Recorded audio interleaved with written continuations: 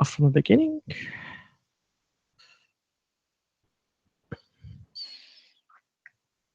Okay, right. Let's send this link out.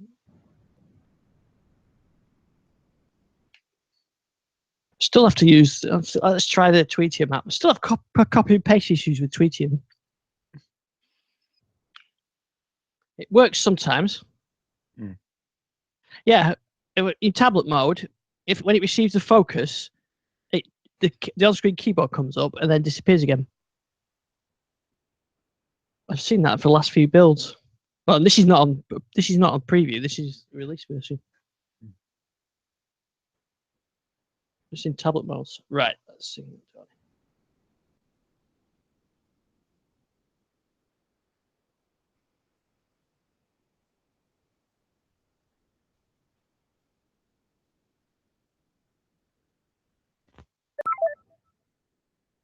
Oh, who was that? It was Jason. Hello. Hello. Oh, I joined. Gary leaves. Oh yeah. I'm back now. Was it something you said? Jason came on. Dropped me. When you left before it shut off the Skype machine. It's Jason. He's got powers over Skype. He is the Skype. Yes. The Skype master. I had to unlock my phone to actually get off the call. Yes, I can hear you trying to close the call. Right. Sorry about that. Everything's out. So, Jason, Gary, good evening. Good evening. So we've once again managed to make Skype work temporarily, at least anyway. Yes. And I'm definitely not making this call on a Galaxy Note 7. Yes, I didn't think you would be. So we can talk about Galaxy Note 7s. We'll be talking about a special event coming up from Microsoft. New Windows 10 builds. We've got some updates, and we've got a fix for your install problem. We'll see how you get on with that. And we've got some other stuff to talk about as well. So yeah, let's talk about what you were alluding to there. So Samsung Galaxy Note. So it was a nice brand, but it's now gone, isn't it? Yes, gone up in smoke. quite literally. Went out with a bang. Yeah, they've had all those terrible puns. Yeah, with fire sales, and Amazon are now suing them because of the Amazon Kindle Fire brand. Yeah, it's it's a bit of a mess. Yeah, but it was. I mean, we talked. I mean, we had that recall expert on the start of the year. Yeah. Do you think they messed the recall up in the first place? So if they'd actually been a bit more proactive, they wouldn't have had to get to this stage. Oh, absolutely. I think that, from my point of view, they've not handled it particularly well. I've seen confused people on Twitter, not quite sure what the wording meant, and other people are a bit confused. And I think it looks like the carriers got involved and they made it a lot simpler. But yeah, they should have just come out with been a lot clearer, I think, earlier on, and done a proper recall right at the beginning. We did talk about that difference between recalls and just returning it, and I think it would have made a big difference. It was clearly a safety issue, and it was clearly something which should have been sorted out. I mean, I know they thought they'd fixed it, but as soon as the first one went up again, which had been replaced, they should have immediately recalled. Yeah. Yes, yeah. Also, I think I can't remember where I read this, but that they actually did their own recall. They didn't do it through the kind of official channels. Yeah, that's right. Yeah. But yeah, I mean, it's I mean, these things are they're dangerous when they explode, and they only need to be sitting on a wooden bedside table, or in a vehicle, or on a plane, even worst case scenario. So yeah, I think these things do have to be taken very seriously. But I mean, what was kind of interesting with this is it's the same with the I hate the word hoverboards, but there was never actually a legal government recall on those or on this, and yet this is something which is actually a risk to life and a risk to a lot of lives potentially. Yes, yeah, and I know particularly with the hoverboards, and I'm with you, I hate the name of them, but a lot of those were because they were cheap kind of knockoffs and imitations, and whereas a company like Samsung should be able to deal with this far better. But you do feel for the poor people that have invested their time and effort building this phone, and I'm not an Android fan as such, but from what I understand, the Galaxy Note 7 got amazing reviews. Yeah, and one of them was really good battery life. Yeah. Believe it or not, but which is part of the problem, I think, isn't it? They pushed the envelope on the design, and it's just that bit, too much. Yes, yeah.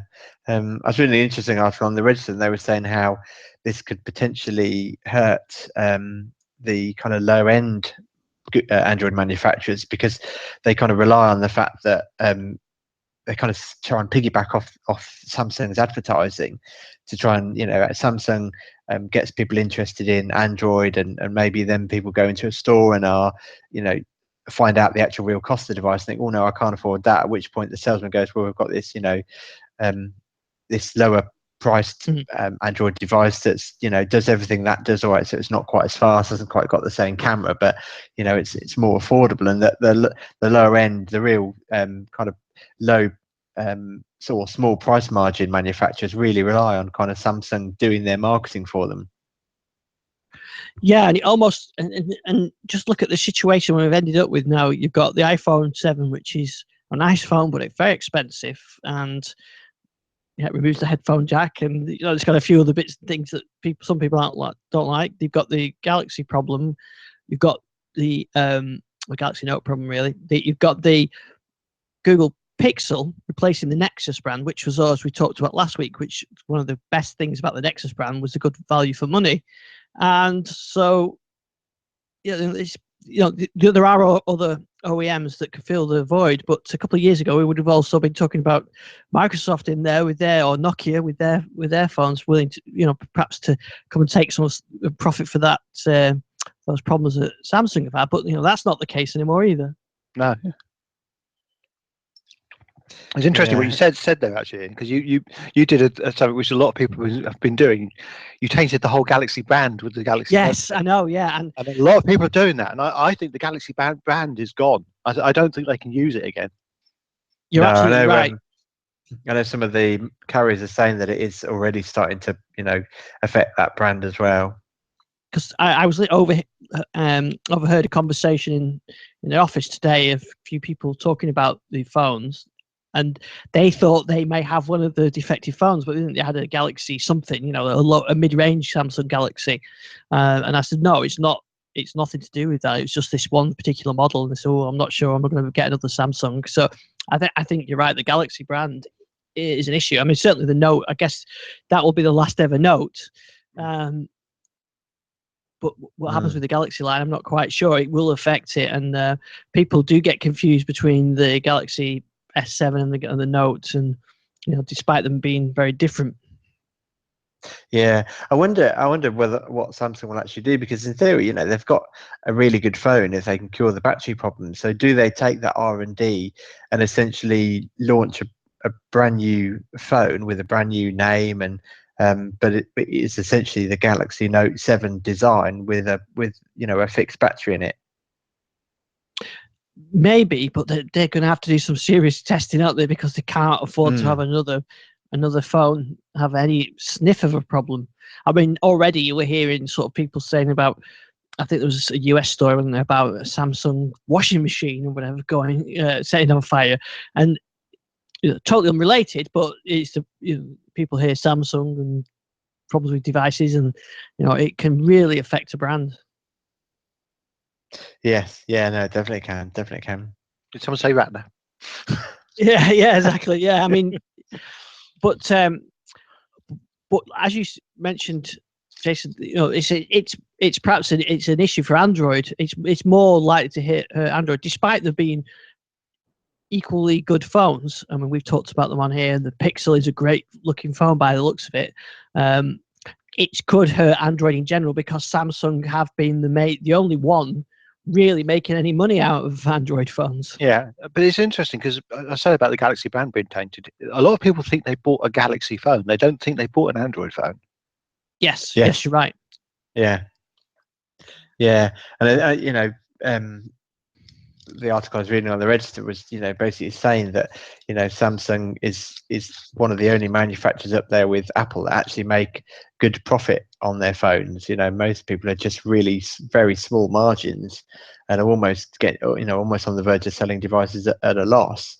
I think possibly the only exception is the and I can never pronounce it right. The Hawaii brand. Huawei. Huawei. Yeah, Huawei. Huawei. Thank you. Yeah, the Huawei brand, which because it's a privately owned company, doesn't have to kind of give out its balance sheet like most public listed companies do. So they are thought to be one of the or kind of almost up there with Samsung, but nobody has that information to say whether or not they are or not. All this must be good. Oh, it's all good news for Apple, really. I think because it's a flagship phone, and that's all Apple are really interested in anyway. So I'm sure people who are on the borderline switching between the two, but then it's going to make them at least stay in the Apple camp for now. Yeah, I think that's definitely true in the States. I mean, I was out there a couple of weeks back, and that was definitely the feeling I was getting, that people were moving. People who've been moving away from Apple were moving back because iOS 10 actually offered a few things that they were missing, and then I mean, it's not brilliant improvements, but there are improvements. And then Android, this whole thing with the Galaxy, and the Galaxy range was the range they bought in the States. Hardly anything else was sold. So a few Nexuses, but that's about it, really. And it's a shame because the Note itself was really has set the trend for the large phones that we see now sort of becoming the norm. I guess the only thing which might be an opportunity here is it might be when the Google Pixel fits it actually does fit in. Yes, I mean it will take up that high end. Yeah. But it's just an expensive phone and limited carrier availability compared to how Samsung are. But I know that, I mean, EE are carrying them in the UK, but yeah, I think probably under the circumstances, Google are regretting making that exclusive deal with EE because they could probably do that on all carriers now. They could, yeah. Yeah, definitely. Exclusive deals always come back to bite manufacturers. Yeah. my view on exclusive deals anyway. I've never known exclusive do not actually harm the brand. It's a good job Microsoft was set to capitalize on this with the Surface phone. Oh, yeah, exactly. Tumbleweed. And I did ask a question on Twitter. I think it's because I was retweeting one of yours tweets, Jason. Is would a Microsoft branded, or at least Microsoft blessed Android phone with all the services pre-configured and everything, and at a reasonable price be the right time? Is it the right time for Microsoft to do something like that? Yeah, I mean, I did actually think after I sent that tweet out that actually, in some ways, the HP X3 is kind of that phone. My concern is, I'm sure Andrew Edney would agree with this. HP have got a long history of lack of commitment to their products that they launch. For example, their home server line, I think their media center line. They seem to dabble in it for a while and then immediately just pull all support for the device. So, and I think. The problem is, I mean, even if you look at the Microsoft videos for promoting the HP X3, if you look at the home screen they advertise, it's all business. It's Link for Business, Skype for Business, Yammer. All those apps are just front and center. It's very business orientated, and even if it would be a good fit, I think that is a huge ask. We say that the iPhone 7 is an expensive device. It's $599, isn't it, for the basic iPhone 7? And that's with the full suite of apps available. Imagine paying £600-700 for a phone and finding that your favorite apps aren't available. Yeah, exactly. It's too much of an ask, isn't it, for consumers? Yeah, I think so. Unfortunately, I think that ship has sailed. And also, I was thinking about this today. If you think, the number of relaunches that Windows Mobile, Windows Phone, Windows 10 Mobile has gone through, and I know probably they all happen for the right reasons, but Android and iOS, they haven't had those massive course corrections. No, I know that the sort of counter argument to that a couple of people mentioned me on Twitter was that the consoles kind of reinvent themselves and every couple of years, every period of time, and then there's a whole new essentially app ecosystem has to be created for them, and so why couldn't Microsoft do that again? But I'm not sure it's comparing apples with apples, really. It's not like getting a new games platform where there's big generation leap forward and then we want the next gen games. Yeah. So how many games are on the platform at any one time, which are sort of common and which are current? 20, 30? Yeah. How many apps are there out there Yeah. which are current? 2,000, 3,000? Yeah, because one of the comments Yeah. was that Sony had sort of a lackluster launch lineup for the PS1 and PS2, but they still were successful. Yeah, I think I think you're right. It's not really a fair comparison because these consoles do sell in significant numbers. Launch weekend they'll sell millions of these consoles, and Windows Phone just isn't there. I mean, yes, it got to the heady heights of kind of 10% in Europe, but ultimately, I think UWP is an amazing platform. It's definitely the right way to go. Should the mobile platform take off, but developers quite rightly, they will go where the numbers are. And when we were at 10%, I think Gary, you said a number of times, I think we'd reached that tipping point where you had people asking for apps. But as soon as you start declining, maybe we wouldn't be here if Microsoft had kept launching new phones consistently. Maybe that 10% could have held, but the fact that it just completely withdrew from the market, and they openly said, we're reassessing our position, but I still question where UWP fits in without the mobile platform. I mean, one slightly scary thing on this, and this is probably the case for UWP, the question about UWP, I have not been asked for a UWP app in the last year to develop. Yeah, and I know you could argue that Xbox is maybe a driver for UWP, but I still see Xbox as a limited platform in terms of maybe media streaming type apps, maybe the odd weather app.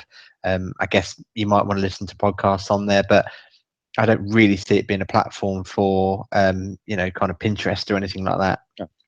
I mean, there are niche markets. I mean, I think the HoloLens is definitely a niche market where UWP is the right way is the only way to develop for it, and that's it's not actually the only way, but it's one of the best ways to develop for it, and that will have a business market penetration, but the whole consumer market is a completely different sphere. And I actually doubt we'll actually see a consumer HoloLens now. Exactly. I think that's a very good point you make there. I'm of the same opinion. Certainly for now, anyway. I don't think we're going to see it in the next maybe even 5 years. I'd love one. Yes, so would I. But ultimate Minecraft toy for Christmas. That's yeah. I suspect that the HoloLens technology will kind of get wrapped up into maybe little bits of it will spread out into different devices. Maybe it will become a reference platform that third-party manufacturers, other OEMs can make them for. But I think so. Somebody did mute. It might be the next cartridge console. Yeah. Heavy games console. You literally sell a Minecraft HoloLens, which won't actually be as complex as the business level one, but enough to play their games. I could see that. Yeah, and I think you look at something like Kinect, and it was the fastest consumer electronics device in terms of selling, and it's just gone petered out to absolutely nothing. When I was even thinking about disconnecting ours from the telly the other day, because I just think we just don't use it. And hey, Cortana's all well and good, but even we were watching something on Now TV this evening, and I went to say Xbox, and then realised that wasn't going to work.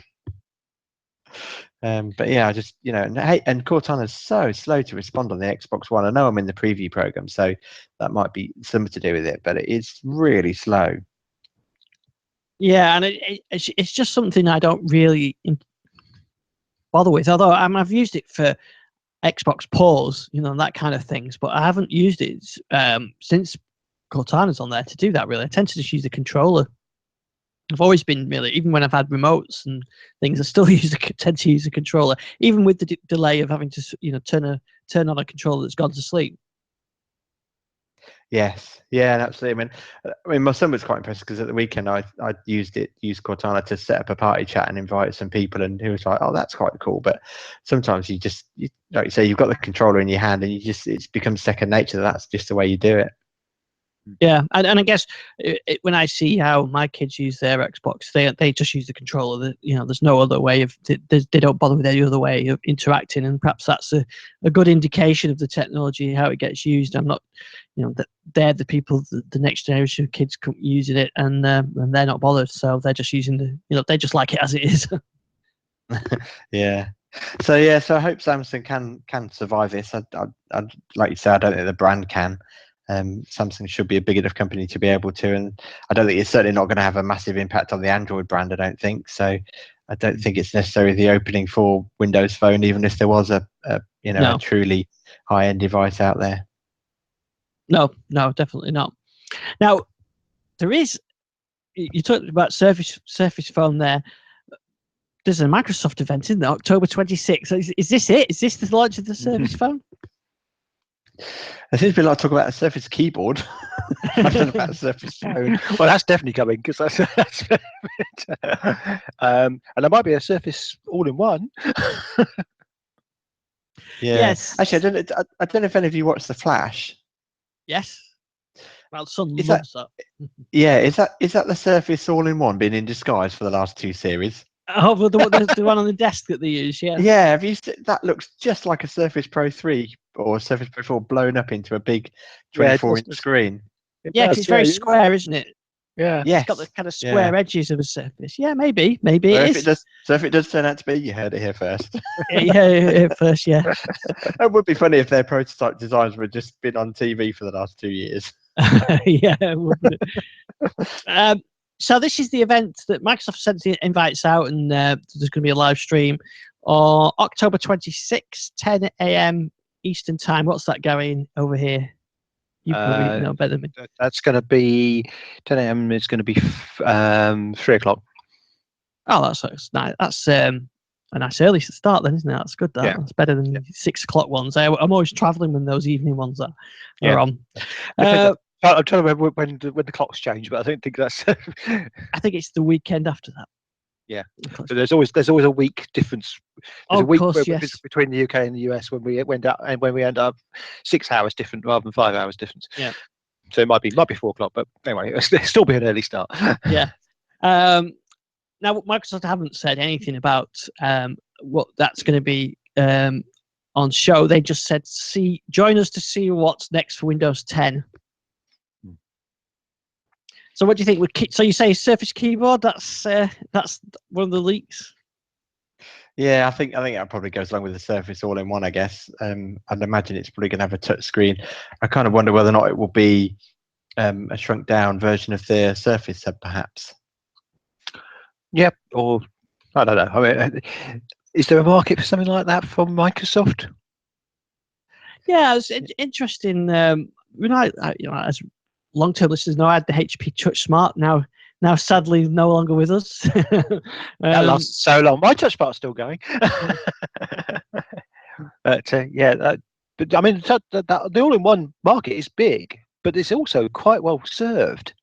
And I wonder whether they'll go. What's the one I'm thinking of? Was it Lenovo who have a really large one? I think HP as well have one. I don't know, 20-odd inch all-in-one.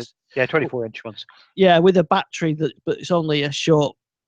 It's only a small battery, just so you can move it around. Basically, I wonder if they'll go with something like that, that you can have sort of. They tip right back, don't they? Sort of like a drawing board style. An easel, isn't it? That's what. Easel, yeah. Yeah, but to me that does seem a very niche market compared to an Ultrabook or a yeah. The only thing I could see is there a business demand for a larger surface for drawing on? So designers and people like that, CAD, where traditionally that's actually been a big Apple market, and maybe that's something they think they can get into. Yeah. Oh, I mean, the iMac is a nice device. Maybe that's the thing they're looking at, but with the pen as well. Yeah, I mean, the pen's the only thing I can really see as being a factor which would delineate them from some of the other all-in-ones, because not many other all-in-ones have got decent pens on them. And obviously, the Surface brand is associated with the pen now as well, so it could be that could be their selling factor. I just struggle to see where that comes in. I mean, it's not. I could see where the Surface fitted because it was setting up a new tray. It was a new design, new sort of form factor, and trying to encourage people to design better looking PCs. But they're already quite good looking all-in-ones out there. Yeah, Jason, would you be a candidate for one?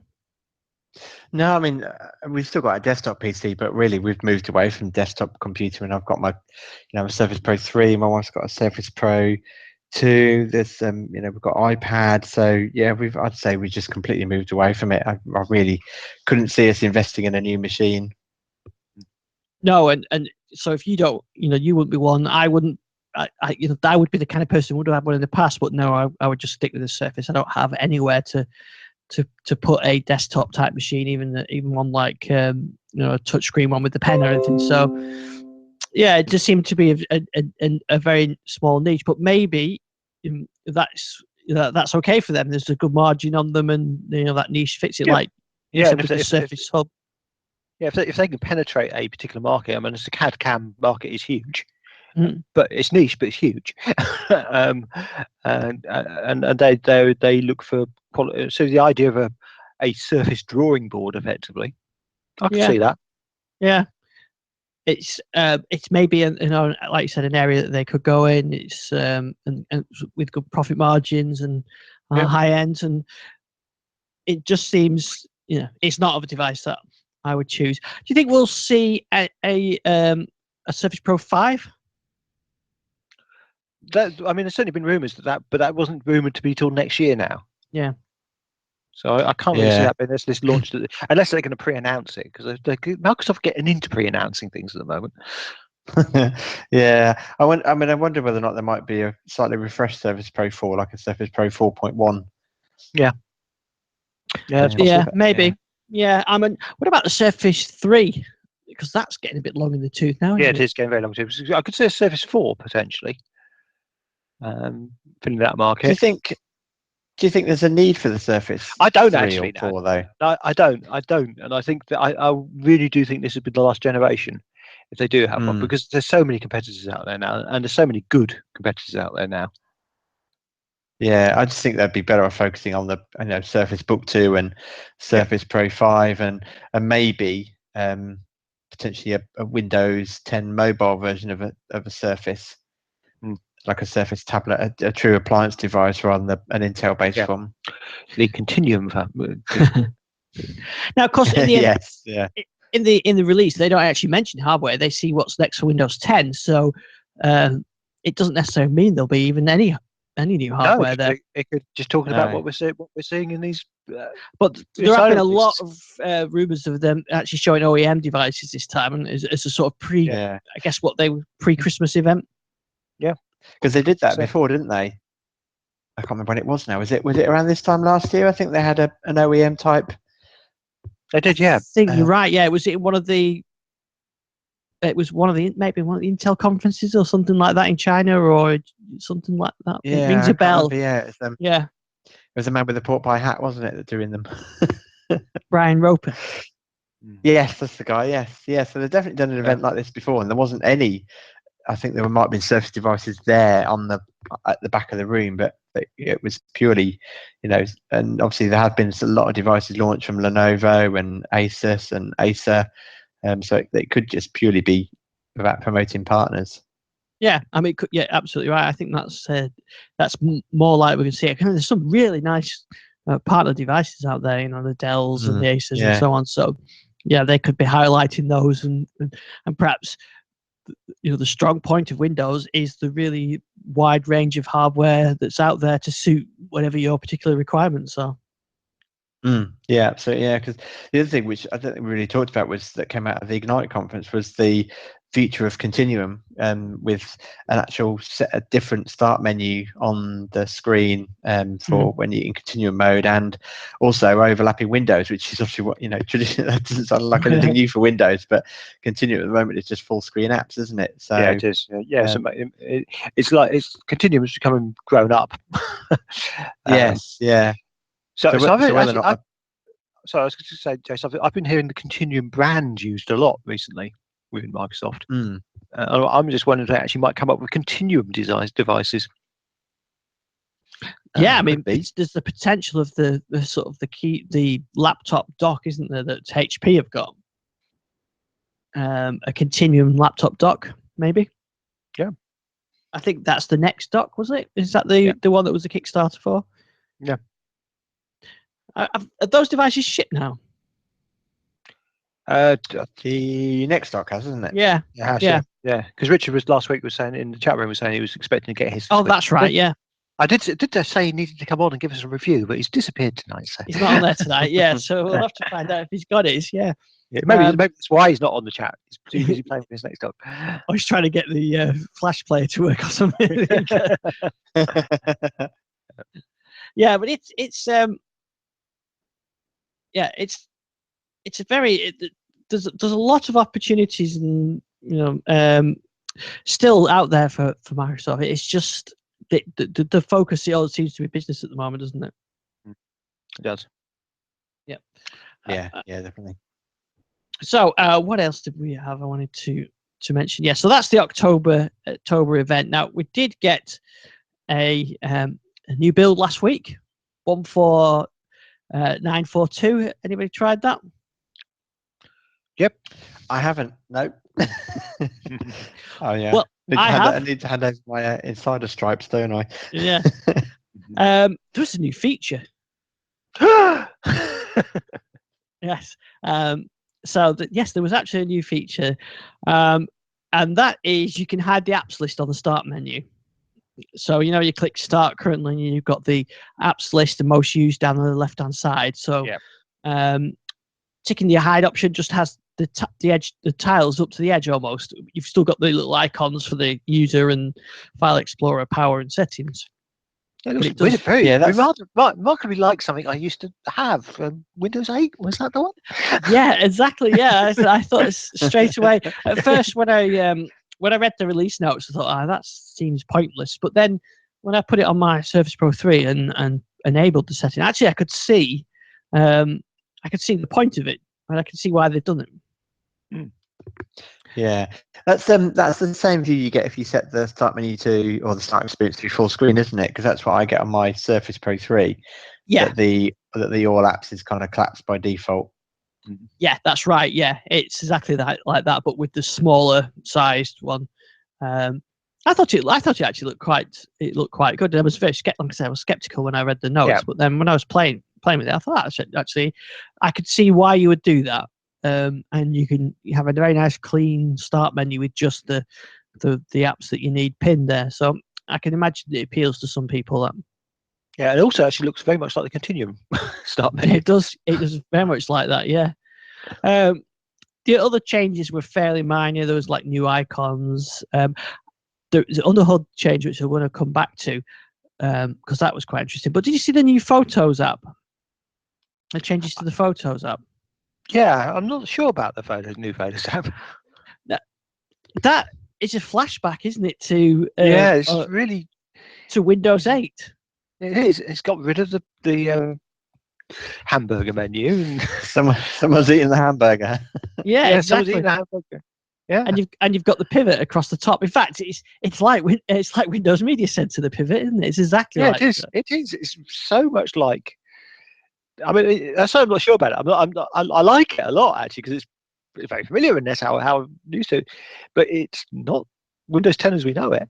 No, and I wonder if that's the direction they'll go in. So will we see Groove Music lose the hamburger menu, and those pivots which are down the left-hand side go back to the top again? I wonder if that's the trend. Because they kind of have trends, don't they? It seems to be Microsoft where they all have a similar UI adopting it, and then this one app makes the change, and then all the other apps seem to follow it. Maybe we'll see that sort of left-hand navigation. You do wonder sometimes about the internal politics of Microsoft and who's putting the strings. Decided that? Yeah, yeah.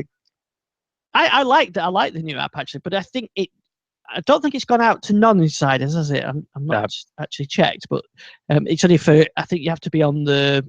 Yeah, I'm just having a look at my other Surface that's not on the inside. It's not. It's got the other one. I actually like it. Yeah, I do as well. But it's just what really got me was the number of people complaining about the new look and feel of the Photos app. And yes, where's the hamburger menu gone? Yeah, it's funny. Which is an Android thing, and maybe which was completely opposite to what they would complain about when we had the first version of Windows 10. Yeah. Now the other change, which is probably more, technical listeners might appreciate more than non-technical, is their on devices with more than 3.5 gig of memory, they're changing how the service host works. This is scary when you first see it. So Yeah, can you what I thought of when I first read about that? All those people that used to try and get their number of running applications and services Yeah. down to a bare minimum. Yeah. They must freak out when they see that long list. Yeah, so they're basically spawning more service hosts. So rather than putting everything in one big service host, they're putting multiple service hosts out, almost one per service, but it doesn't quite work out as one per service because there's still some which have to share memory areas. And it's basically because they can manipulate the memory more. They've got more memory to play with than they do on the smaller machines, so why not? And it isolates things a bit, and it also makes it a lot easier. I mean, actually, although we're saying about having multiple service hosts might scare some people, but it's actually quite useful because if you want to stop one service, you don't have to stop all the others at the same time by killing the service host. Yeah, and Yes, it's easier to see what's going on if something is going rogue and taking all your CPU or memory. You can tell which service it is very quickly. Yeah. Yeah, it's a good idea. I just wish they wouldn't call it service host. I wish they'd actually say what the services are. But anyway, that's another thing. Yeah. So that's in there, and I think that was there was minor fixes. The known issues were fairly light as well. I think just IIS web publishing service doesn't work now because of the way that they've done this hosting with the services anyway. But there is a fix for that as well. So I think they've added a couple more since then. We're all related. They have, haven't they? Something to do with Edge, wasn't it? Yeah, Edge and the Xbox app, but all related to this integration of the separation of the service host. So the fix is generally to recombine some of them. Yeah. And that was always likely to happen because some things need to share information, and I don't think they worked it out totally which ones. But those services have been around a long time. Most of those Windows services. So probably the original developers no longer work at Microsoft. Yeah. And you've missed it. You've missed the other massive change to a very long-standing member of the Windows family, which Rafael Riviera found, which is the regedit. Yeah, regedit's now got an address bar. Fantastic. Yeah, that's huge. That is. The number of times I've had to trying to work out where you are. Yeah. Yes, you can finally copy a regedit path from a website and actually paste it into the address bar. Yeah, that's it. Yeah, it's a good change. That. Yeah. And of course, this build was released on a Friday, which is unusual as well. And they don't normally release on Fridays. Yes. Yeah. The other useful thing with that address bar.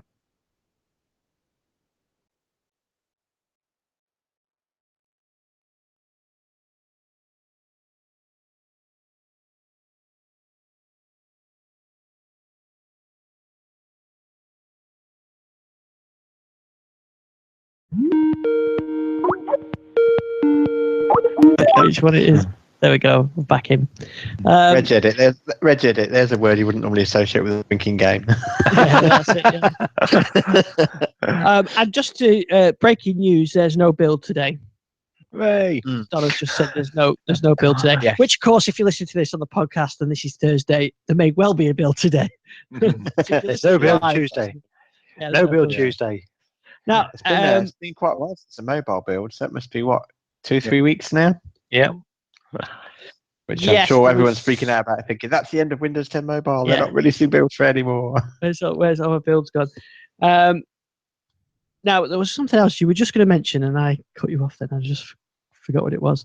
But yeah, so we've got that build on there, and I'm sure we'll have another build later this week. But it's nice to see a new feature in there. Oh, I remember what I was going to say to you. Have you got your patch working now, so you can get the .222 installed? Yes, I did finally. Although again, Raphael really pulled the patch apart. It was the noddiest patch you've ever heard of. It was basically an MSI wrapper around a batch file that called a regedit. It's just apparently it was a really noddy patch. So I don't know why they didn't just release the patch in a way that made it able to install. But essentially, it probably was quite a small minority of people. So practically people that had been insider members and then switched back to, I guess, either opted out or, in my case, switched back to the release previewing. So some registry entries were kind of, I guess, left over from an older build. And so the solution was, which I think some people had posted the manual steps, but yeah, the solution was to remove those registry entries, and then the patch installed, which is essentially what that fix it did. Yeah, well, it's good that they've got that. Yeah, but although it's just as though Microsoft were very quiet about it. It was only really, I mean, we talk about the echo in the blogosphere, but it was only really through that I even realised there was a patch out. Yeah, they were very. In fact, they mentioned a release note, and which didn't exist as well. Yes, yeah. So, but yes, so I'm now on. Actually, I should check, but yeah, I'm now on a 222. So, yeah. Go ahead. Yeah, no, I was just to say yes, I'm on 222. Although I suspect we'll probably get a more up to date build quite soon, given that is it Patch Tuesday today? It is Patch Tuesday today, yeah. And they're changing the way that they're rolling out some of the patches for Windows 7 and Windows 8. Why aren't they sort of cumulative updates for them? Yes, yeah, which is a good thing because I know I've got kind of old Windows builds that I use for my SQL clusters and Windows 7 clients that are just sometimes when you haven't used them for 12 months, they're such a pain to patch. Yeah, that's it. Yeah, and you've got thousands of updates for which you fire a machine up. Yes. What else? We had an update to Groove. New features, well, not new features, but new UI slightly to Groove issued last week. Has that rolled out to everybody? Yeah, I don't think it has it? It was just for insiders. No. Although it is available to you Sonos users. Yes, that's right. Yeah, so a couple of things they've done, isn't it? The Sonos has got the it's the curated playlist. Creative base, yeah. Yeah, and on the actual app for itself for insiders on the PC version, anyway, they've changed some of the scrolling around. It now shrinks the sort of the header as you scroll around, so which is a nice little change. It's a bit more animated than it was before. Yes, yeah. Oh, I've got a cumulative update. I bet there's no release notes though either. I bet there's no release notes yet. Yeah.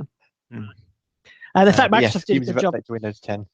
They posted the release notes for the Surface changes quite a bit later. So, the blog post was updated with new drivers for the Surface Pro, but it wasn't, was it? It was just a catching up exercise with the documentation for downloads. Yes. And it's standalone downloads as well. Yeah, we had they normally. I was going to say, so after they release Surface drivers to Windows Update, normally about a month or so later, they release that as a zipped package so that enterprises can download and install them offline, and I guess release them out to all their Surface devices that hopefully work on battery. Yeah. Now we did have a bit of a milestone. We had the first Redstone 2 build for the Slow Ring. Sorry, say that again. We had the first Redstone 2 build for the Slow Ring. Oh yes. Yeah. It's that's quite a milestone, really, isn't it? Yeah. So it was 14931, which was released about 2 weeks prior to the Fast Ring. But yeah, it's there for Slow Ring now. So up until then, you were on the what was it? The August update, weren't you? Yes. Yeah. So I say it's a milestone, that really, because it means that the code base, I guess they feel is stable enough now to go to the Slow Ring, and we can start testing that. I'm not quite sure who uses the Slow Ring anymore, really. I guess if you've only got one device, maybe, but you tend to, I would think, if you've only got one device and it's critical, you keep it on release preview at best. And if you've got a device that you want the latest builds on, you put it on Fast Ring. So I'm not quite sure who the target is for Slow Ring anymore. Yeah, I think it's a tough one. I mean, I'm not on the Fast Ring for my Surface Pro 3. I'm not sure I'll be ready to opt into the Slow Ring, but I guess they do. There is quite a difference now, isn't there, between the Slow Ring and Fast Ring? It does tend to be a build with the minimum of issues that gets rolled out. Yeah. I just not sure who or what device I would put that on. I'd have a pre-release or Fast Ring, and that's get it. But I suppose if you've got one thing that's if you've got one device, it maybe is not 100% critical, but you would do. But I don't know. It's not one that would fit with my profile for my devices. Yeah. So the cumulative update that's going out is actually 3.2.1, which is listed as an official update. So that's not even gone out to the insiders. I guess that's the build just rolling out now. Yeah. So updates to 3.2.1. So I guess they decided after releasing a broken build, despite the insider telling them it's broken, they decided just to bypass us this month. Yeah, I was just going to say that, because that was the issue, wasn't it? That problem was occurring last month anyway, and for insiders, doesn't it? And they just carried on and released it. So there's no point in sending it to insiders. No, although I mean, not knowing numbers involved, but I guess knowing that now that we know that the problem with that install was people that have been on the insider program, you can understand why they did release it to the wider public, because probably 99% of people out there wouldn't have been on the insider program. So we'll let him have that one. Yes, just the reboot loop that's the most annoying thing, really. Yeah, that's it. Yeah. A couple of the bits and pieces we've got from last week. New version of Kodi 17 has been released, which has got some nice PVR fixes and things. That's the version you get directly from Kodi as well. The one in the Windows Store is still Kodi 17 Beta 2. And in fact, when you read the notes on that, they said that's the version that will stay there until the release version of 17 is out. So they're not going to keep pushing the betas through the Windows Store. They'll just push the final version, which makes sense. Yeah. And I've not tried this yet, but VLC should be available now. I think we mentioned this last week, but I think VLC is now available on Xbox. Yes, yeah. Have you used that? Not on Xbox, no. I'm going to have to give that a try. I keep Right, needing to fire that up and have a look at that. So I was trying Amazon's video app on the Xbox. That actually works quite well. I quite like that app, and that would benefit from being a UWP because there's no equivalent for Windows 10. You just got to use a browser. So it would be nice to see that go the other way and from the Xbox, but out to Windows. I'd love that. That'd be good. It's very strange actually. There's no Android Amazon video app either. No. Which I was really surprised about when I first heard. But there is for the Fire, but I think you've got to sideload it, haven't you, to get it on? Oh, really? So even on Amazon's own, on Amazon's own Fire devices. Yeah, it's there. Right, I got you. Yeah, it's. But I just assumed it would be there on in the Google Play Store, and it's not. Mm. But then it's on the Xbox. And it's on on iOS. Well, I think Amazon always wanted to have some delimiters for their own machines, but probably less of an issue these days. Yeah, that's right. Certainly for the phones. It's certainly an odd one. I mean, the Amazon Video and Music now is included with Prime subscribers, and surely you can't lock people into using a Amazon device. But yeah, I mean, I agree. We use the Amazon Film app on the Xbox One all the time, and it's great. I mean, that's why I tend to catch up with the Americans and whatnot, and also have been watching Mr. Robot. But yeah, so it would be great if it was a UWP. But again, Amazon seems to kind of really take the same stance that Google does, and that they don't really want their apps on the Windows platform. Yeah, I guess the problem is obviously you can, with the Windows platform generally, you can just install their desktop apps. So what's the drive for them to develop a UWP? Yeah, and I guess they also would claim that their web apps are pretty full function. So on Windows. Yeah, that's it. Yes, yeah. I'll tell you, just a slight tangent, but if you've got Amazon Video, you should watch *Halt and Catch Fire*. Have you seen that? No, I haven't. No. Gary, have you seen that one? I've seen a couple of episodes of it. Yeah. Yeah. So that's a series, a fictional series set in the early 80s at the start of the computer industry. And it's about sort of the cloning of IBM PC and OEM, an OEM building it's kind of a compact story, isn't it? I think it almost. Is, yeah. I think some people might argue it's at the start of the computer industry, but certainly at the start of the personal computer industry. Yes, I'm forgetting, Gary. You had your magnetic tapes long before that. I did. I had my paper tapes long before that. And then the second series was kind of about sort of more like chat rooms and sort of BBS things, and the third series is kind of into that, and it's quite interesting. You get things like them talking about, wouldn't it be great if there was a payment system, and it's like PayPal, and wouldn't it be great if there was a way of talking to somebody, Skype, and wouldn't it great if there was a communication system, World Wide Web? Obviously they know the end results and they can back that into stories. So it's quite good, but it's got an excellent soundtrack on it as well, by Paul Haslinger, that used to be in Tangerine Dream. So anybody, especially if you like your 80s Tangerine Dream, good. yeah, it's excellent. It's really good, and it's available on Groove as well, and Google Play Music if you. But yeah, it's quite an interesting series. I quite enjoyed that. Yeah, the couple of episodes I saw. I don't get that much time to watch TV at the moment, but that was we're definitely entertained. It survived a plane trip. That's always a good test. Yeah, absolutely. Yeah, I quite like that one. It's not. I guess it's not one I would sit around with the family watching, because they probably will. But it is it's entertaining enough with the stories and the storylines between the people to make it worth for a non-techie to watch and still find entertaining.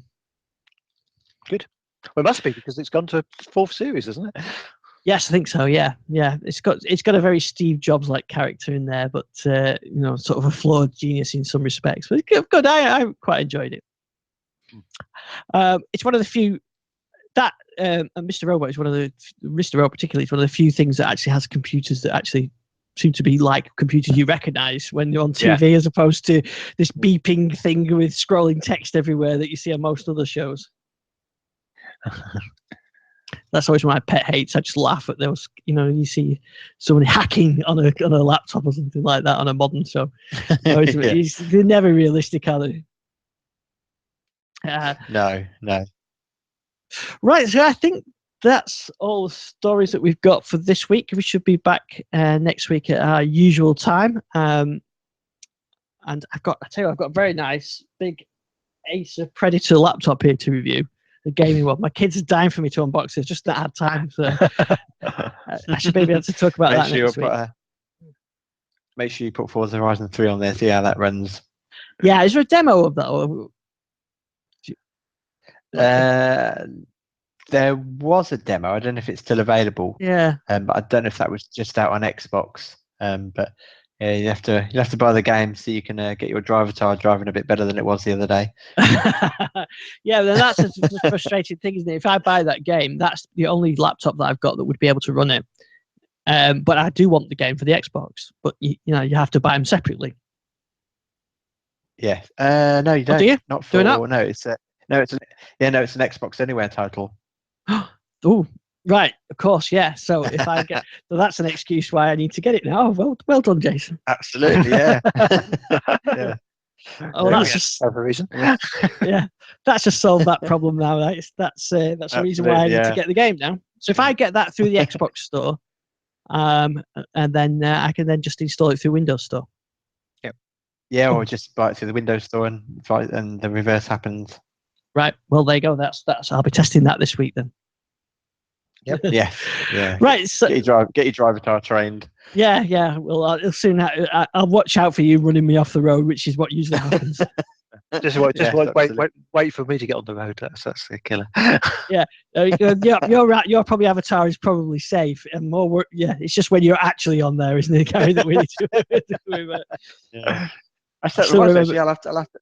I'll have to go around to my friends list so I can get his Drivatar in my game. Yeah, I don't think I've got you on mine in my game, Gary.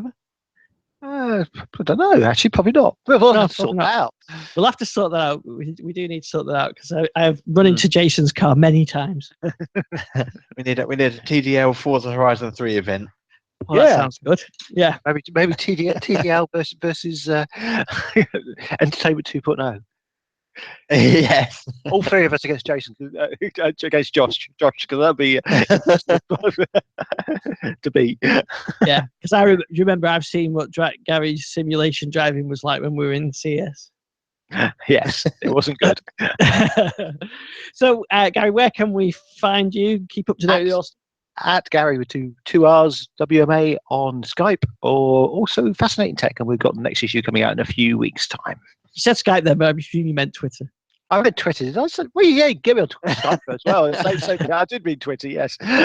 Unless Oh, you know Skype something about the suggestion. Skype sale, the Twitter sale to Skype. Yeah, that's Start that rumor now. Start that rumor now. Yeah. And Jason, where can we find you? You can find me at Database Chase on Twitter. Wouldn't that be funny if that actually did happen? Now?